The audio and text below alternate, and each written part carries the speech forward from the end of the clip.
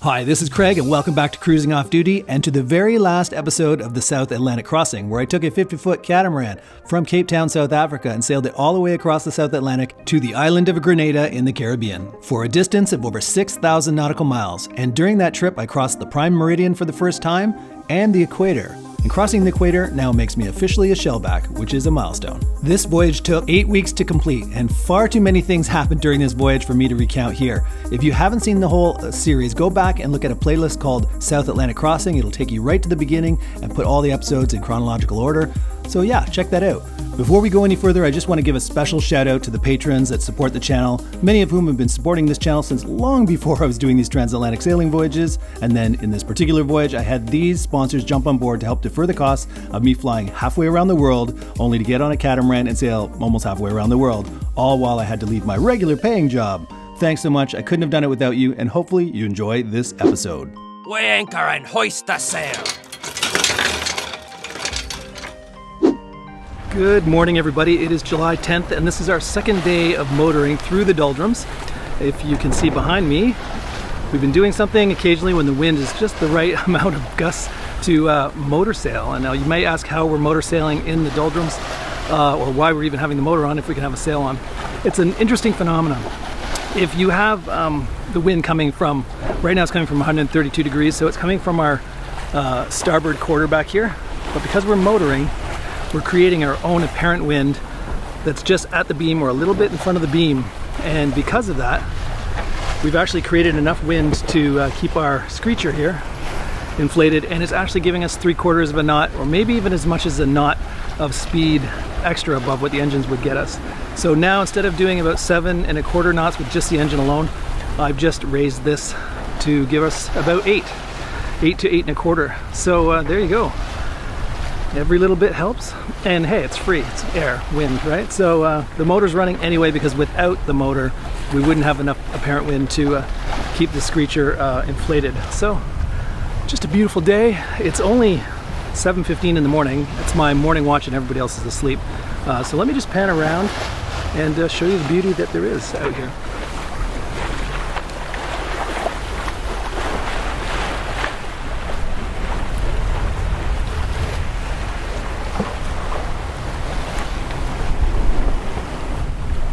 So isn't that beautiful? And it's peaceful. I mean, the engine's back there. I'm in the bow of the boat right now. And that's somebody using water.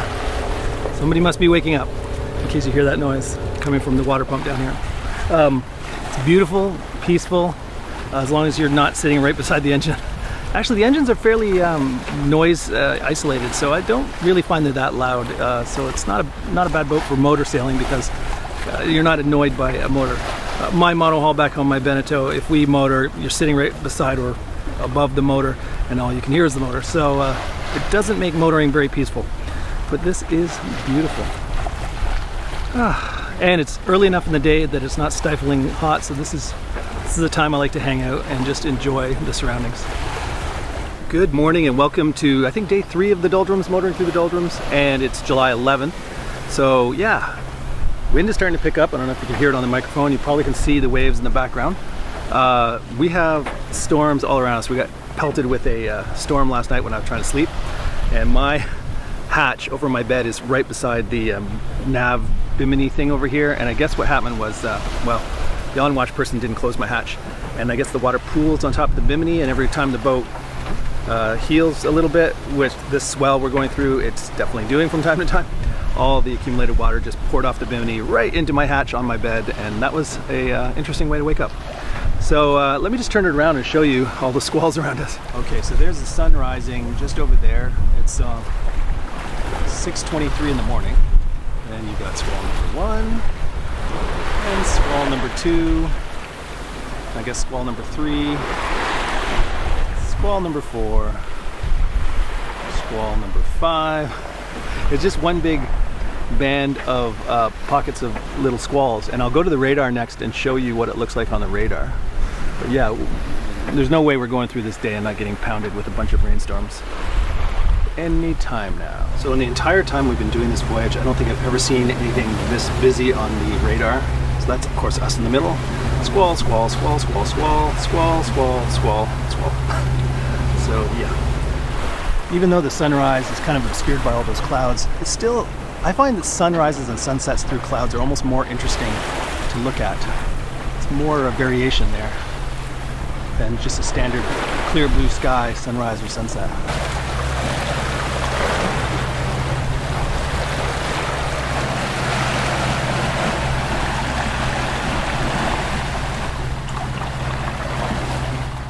This is where Valentin sleeps and also where Steve slept before him, so clearly this is why I can't sit at the helm and talk to the camera. One thing I forgot to mention is last night on my night shift, I saw dolphins. It was so cool because it was in the bioluminescence, so you could see these flashes of blue lights going around the boat, and I was like, what the heck? Then I got a closer look, and dolphins were swimming at our bow, around our boat, in the dark. I'll talk more about that because there's something new happening right now. More dolphins. Now, everywhere we go, the dolphins seem to be slightly different sizes, different types.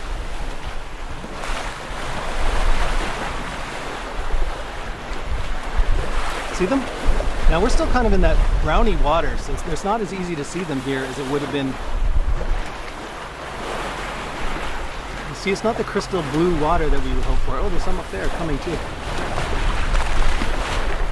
Check that out. Can you see them? Hopefully you can, through this kind of browny water.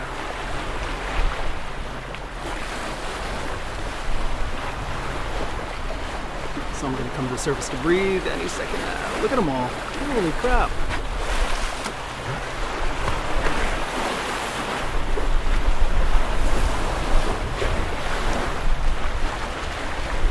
If this had been in crystal clear blue water, we would definitely see them deep down in the water, but this water is a little on the murky side. These dolphins are pretty big. Now earlier, a couple of days ago, the guy saw dolphins, but they were a different breed. They were really small dolphins, and that was near the entrance to the Amazon River, so they might have been those freshwater dolphins that were just swimming out a bit into the ocean.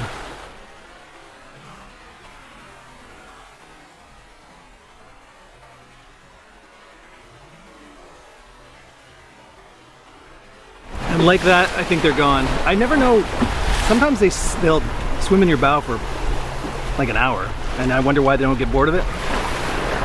And other times they swim in your bow for like 5 minutes, and then they do get bored of it. So I don't know. They do enjoy swimming at the bow of boats, and I'm not 100% sure what the reason is. Maybe and sometimes you see little babies with them, so sometimes maybe it's just a game to play with the baby dolphins. So who knows? But they're gone, unfortunately. I could sit out here for the rest of my shift watching dolphins if I could, but they're gone. And now the sun is definitely up, as you can see in my eyes.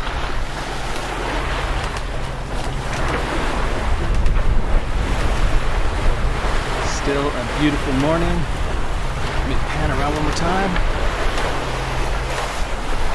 Look at those cloud formations. That was cool.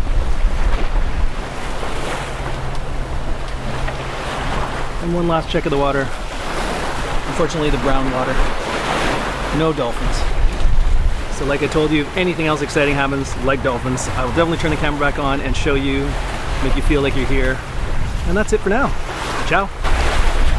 Dolphins at the end of my shift. Whoa! At the end of my shift. That was cool. Just going off watch, and a little sunnier, a little brighter, easier to see the dolphins. And here we go. You can still see that the water is very murky.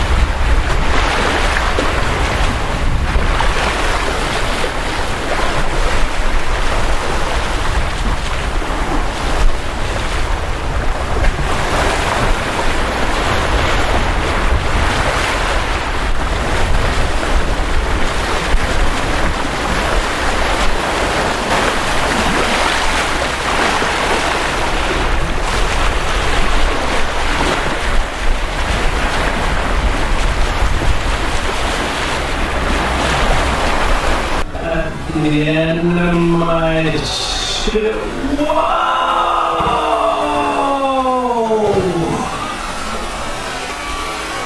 So how cool is that? That's 3 times I've seen dolphins in the last 24 hours. Last night, bioluminescent dolphins. This morning at 6 a.m. dolphins. Now it's 9:15. I'm done my shift and more dolphins. And it's a little brighter, so it's probably easier to see them now.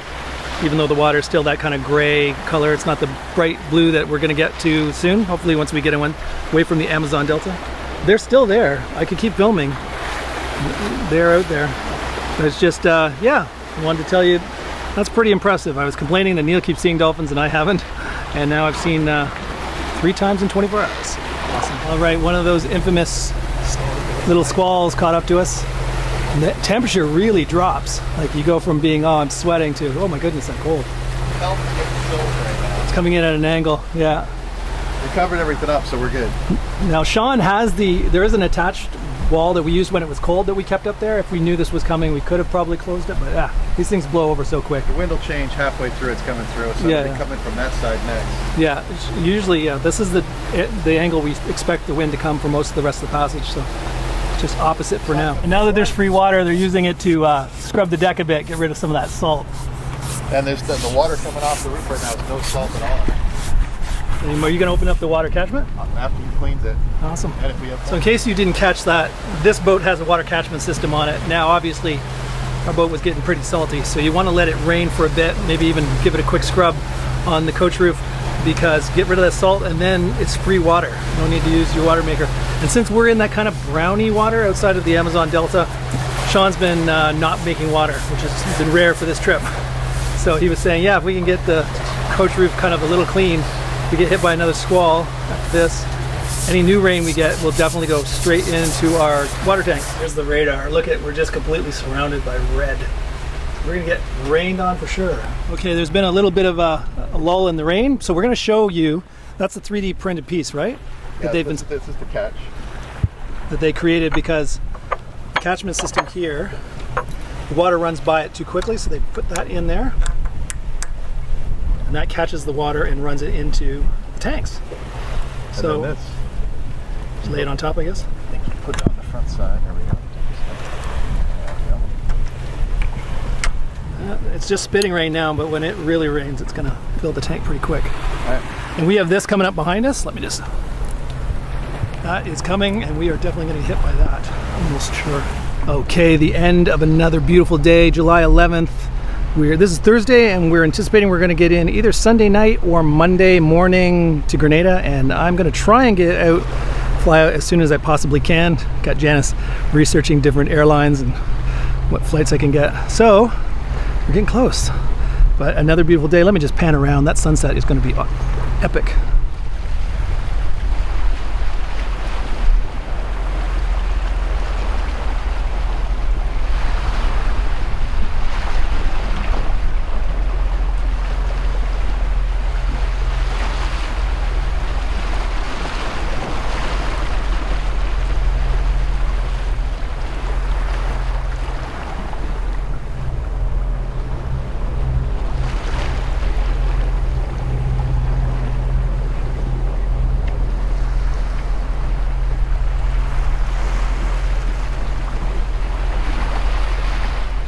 Like I say, so many things went on today. Tons of dolphin sightings. Got to the point where I even stopped filming it. It just happened so much. We're definitely in Dolphin Central around here. I wouldn't even be surprised if I see them one more time before the end of my shift I'm on now, the 6 p.m. to 9 p.m. shift. And yeah, if it's light enough that I can show the bioluminescence sparks going off behind them, I'll try and film it, but no guarantee it'll show up. So anyways, that's it for today. Hopefully you enjoyed it. Ciao for now. Good morning and welcome to July 12th. So it's Friday and we're expecting to get into Grenada Monday morning. Fingers crossed. There is a perfect flight home for me at 2:30 in the afternoon in Grenada on the same day, Monday. So it might be Operation Send Craig Home, but we're gonna have to try and make sure we get there Monday morning, check in as quickly as possible so I can get to the airport and go. If I leave Tuesday, Wednesday, or any other day after that, it's double or more the price, and instead of a nice direct flight to Canada, it's like a milk run, 5 different flights all over the map, overnights in airports. It's terrible. So I got to make sure the team is motivated to get me there. So we're out of the doldrums. I think we're above 8 degrees north, and still squalls going by.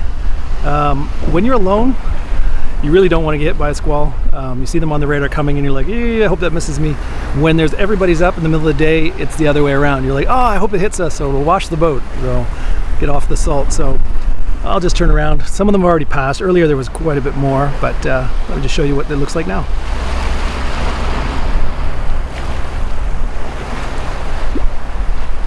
And we are motor sailing. Here's their screecher. No dolphin sightings since yesterday. Yesterday I got, what, 4 times I dealt with dolphins. Today, nothing so far. Boo. But the day is young. It's only 8:45 in the morning. So we shall see what happens. I'll let you know. I'll turn on the camera if anything exciting happens. Ciao for now. Okay, we are officially out of the doldrums and we're back to parasailing. Woohoo! Now we're getting about 12-13 knots, which isn't optimal. It's a little on the low side. So fingers crossed we get up to 15, 16, 18 so we can make some time. Get me to Grenada.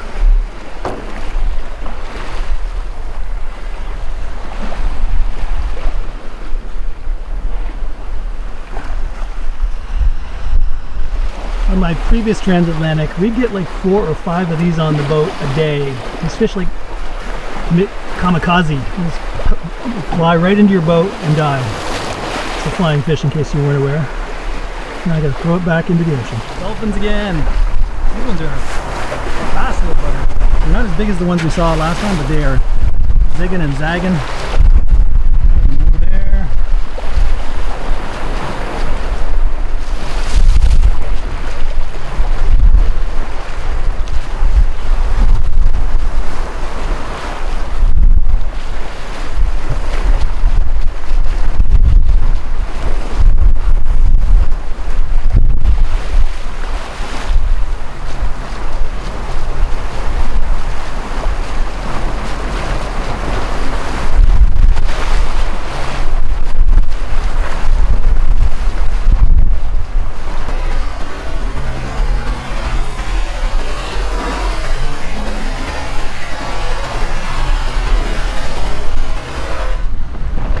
Just rolled in some of the screecher because we were going too fast. We were averaging about 11 knots of continuous speed, sailing at about 60 degrees to the wind.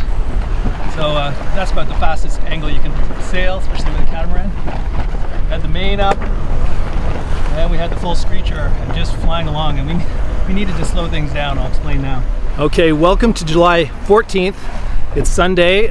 We plan to get into Grenada on Monday morning, check into customs, and I fly out Tuesday, back to Canada, back to Ottawa, to my wife, who I miss dearly. It's been, well, by the time I fly home, it'll probably be a day past 2 months I've been on this boat. I flew out of Canada on May 16th, and it is now the 14th. We'll get in tomorrow the 15th, and I'm flying out the 16th. So yeah, I guess exactly 2 months. So that's a long time to be on a boat. Yeah, so I'm a little homesick. I'm looking forward to being home. Had an amazing experience, but yeah, enough is enough for me right now. Plus I got to get back to work, so that's the end of this for me. But where we are, I'll show you a little lay of the land. We just crossed Tobago. I'll turn it around. Tobago is that shadowy island under the clouds there. That's Tobago. On the other side, I don't know if we can see it. It's very, very stormy up here. Yeah, you can see a bit of a shadow of an island over there. That's Trinidad. So just after we crossed in between Trinidad and Tobago, we got to round up into the wind a bit to get to Grenada, and because of that we had to take down our usual favorite sail, which is our parasail, and because we're going at 60 degrees to the wind, we put up the screecher or the genoa and the main, thinking that the winds aren't very high right now, so we thought we would go along at 5-6 knots, but we haven't used our main in a while. We didn't realize when we're at 60-degree angle of wind, a main and a screecher together is just a powerful beast, because we were just rocketing along at like 11 knots continuous, sometimes higher than that. So way too fast for us, because we're trying to slow it down so we get into Grenada in the morning when it's daylight, not at night. So I don't think we've ever done this before. I know we've never done this before. We're now sailing with a main and just the little blade jib. I'll turn it around. So there we go. To slow things down, we're just using the jib. No screecher, no genoa, and still the main. Once you get the main up, it's just a pain to take it down. Now, if we wanted to make good time, obviously the screecher and the main together would have been awesome, because we were doing 11 continuous knots. And like I say, it's breezy out here. but it's not crazy windy. That's pretty impressive. Today, there's been no dolphin sightings in the last 24 hours, 48 hours even. So yeah, that's a little disappointing. I want to get one more dolphin sighting before I get off this boat in Grenada tomorrow. So fingers crossed.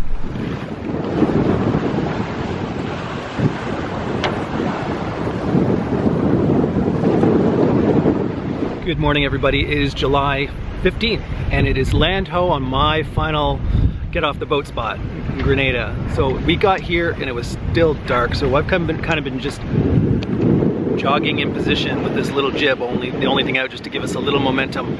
We're trying to get around the leeward side of the island to get out of the wind.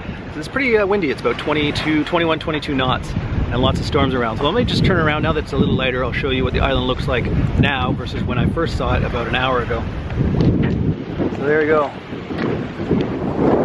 There's Grenada.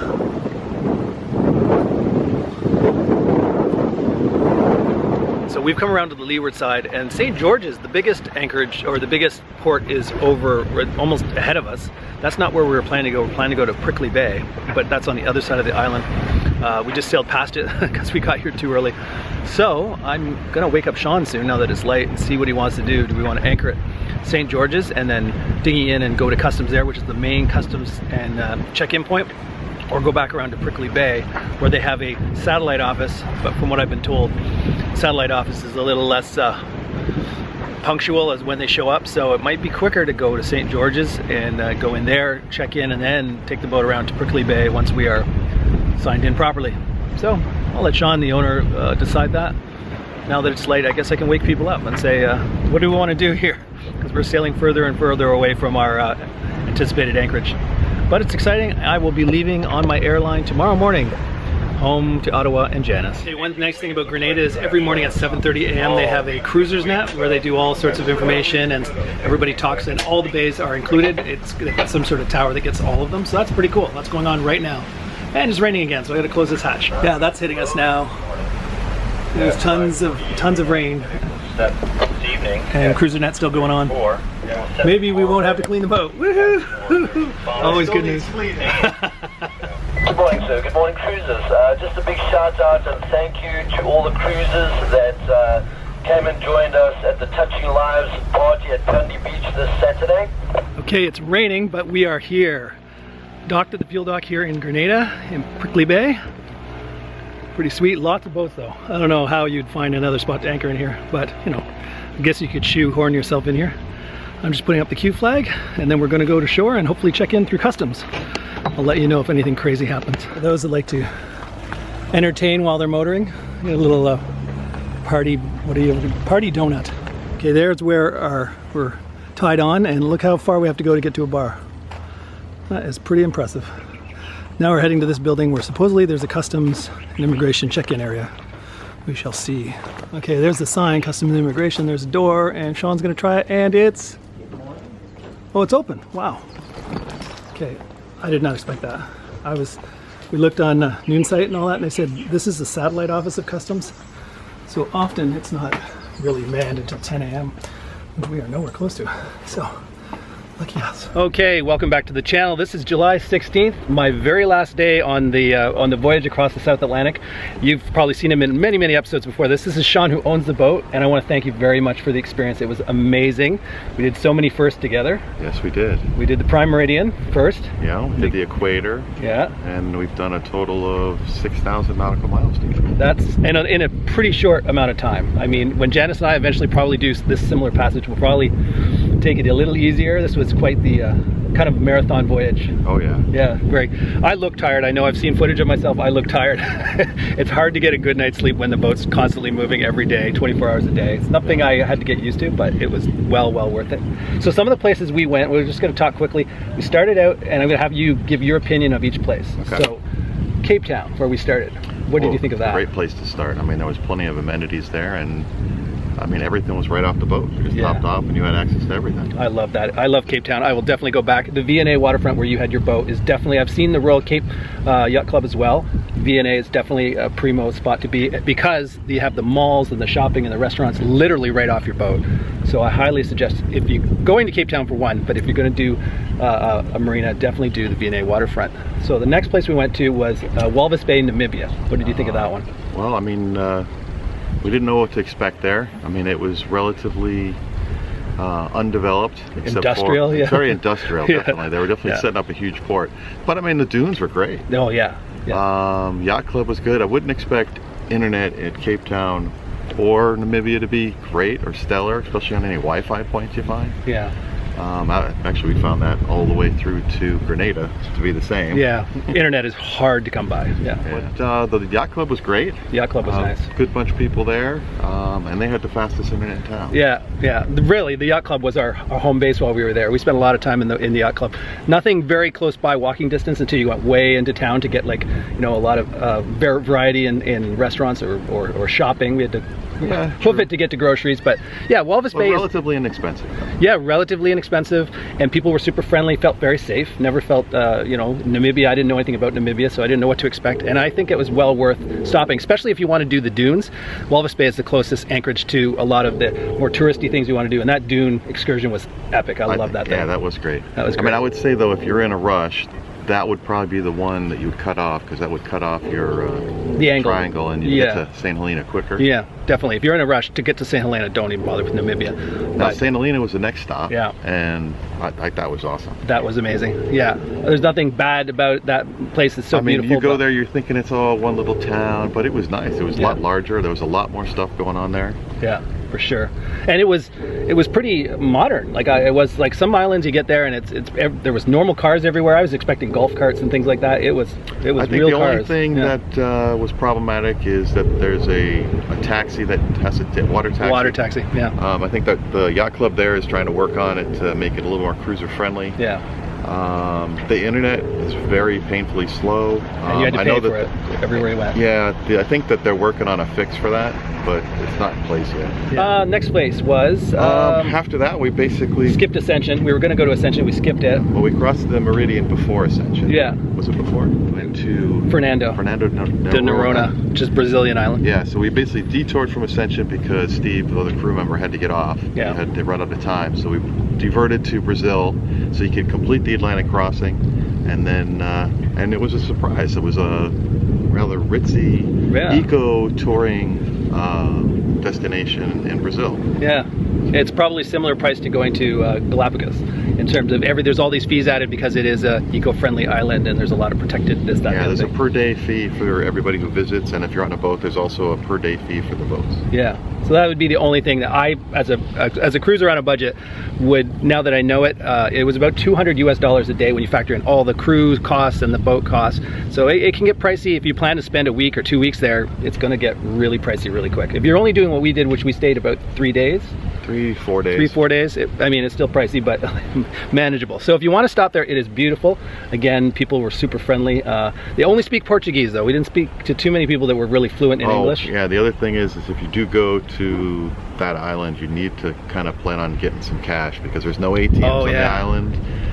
Well, I mean, I guess there is, but they weren't working for any cards that were outside of Brazil. Yeah. And they had this weird money changing thing that customs did that you had to go visit another business and he gave you a little bit less than ideal. Yeah, the rate was a bit of a scam, but so make sure you have some currency. Bring some money. Yeah. And I noticed that too in St. Helena, which jumping back to that one, they don't take credit cards pretty much anywhere. So it's kind of like when you're doing this kind of passage, you're going to have to want to bring a lot of probably American money is the easiest to convert, or euros. You're obviously not going to have when you leave probably currency from each one of these islands, but when you get there, you're going to have to exchange money. Otherwise, I wasn't expecting that. I showed up on St. Helena with almost no money because I'd spent it all in Namibia, thinking I could use my credit card, and I couldn't use a credit card anywhere, not even at restaurants. So that was a bit tough. So now we're in Grenada. I've been here on a cruise ship. Have you been here before? Nope, first time. First time in Grenada. It is super friendly, super cruiser friendly. Oh yeah, I mean the check-in was painless. Oh yeah, so easy. And if I pan around quickly. US currency. Yes, they take US currency. If you got to pay a cabbie, you don't need to have the ECs. What's that? Eastern Caribbean money, which is their standard money. They'll take American dollars. It was very easy that way. It is a mecca of cruising. Let me just pan quickly around. This is where we're anchored.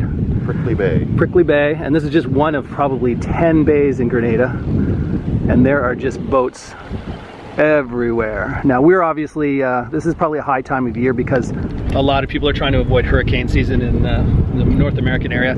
So there's a lot of boats here. Maybe there's an off season where it's a little less crowded, but it's good for socializing. We listened to the Cruisers Net and there was a ton of stuff going on all the time. Even though it was a Monday, they still had a ton of stuff to go on. So if you want to come and socialize with other cruisers, Grenada is definitely the spot to go. Now the only downside, I know we didn't know this, if you need to fill your diesel tanks, $7 US per gallon. Yeah, I don't know if that's a new thing and they're just basically doing it because of all the boats here or what, but so this is the highest we've ever paid. So be advised, if you can get to another island, maybe do a little research where there's so many islands close by that maybe you could have found something cheaper. You didn't know until after you filled it how much it was per. Yeah, I was already on the fuel dock. Yeah, and then it was too late. So, anyways, such a beautiful place. I've been here like again on a cruise ship, so I spent a few days here, and it's so nice. So. Anyways, again, thank you so much for this epic voyage. One to remember forever. And of course, with all these episodes, we're going to have this little time capsule for us to look back and remember this fondly. So thanks a lot. I'll see you again in Annapolis. Yes, by the time you see this episode where we're doing this little sign off on my last day, it'll probably be literally the last episode before I'm off to Annapolis sailboat and sailing show in October. And this boat will be at the show. Yeah, and this show is going to be a showboat. So you'll see Sean again probably when we go to Annapolis. So there you go. Thanks a lot. Thanks. So that's it. The South Atlantic sailing voyage from Cape Town, South Africa, all the way across to the Caribbean is over. Well, at least for me. The rest of the crew went on to the United States, and you'll be seeing Sean and this boat again if you see the episodes I'm about to make about the Annapolis Sailboat Show. We're heading there actually tomorrow morning. So trying to get this edited and done for you guys. You're not waiting too long for this last episode. And then after that, look forward to all the show reviews, the different catamarans that are there, some guided tours, hopefully. Yeah. So if you enjoyed this episode, you found it informative or entertaining, please show the channel some love by giving it a thumbs up. It is really appreciated. Subscribe to the channel so you don't miss any episodes. And if you did miss any of the episodes on the South Atlantic Crossing, there is a playlist called South Atlantic Crossing that'll take you right back to the beginning. So check that out. Until next time, this is Craig signing off, wishing you safe cruising. We anchor and hoist the sail.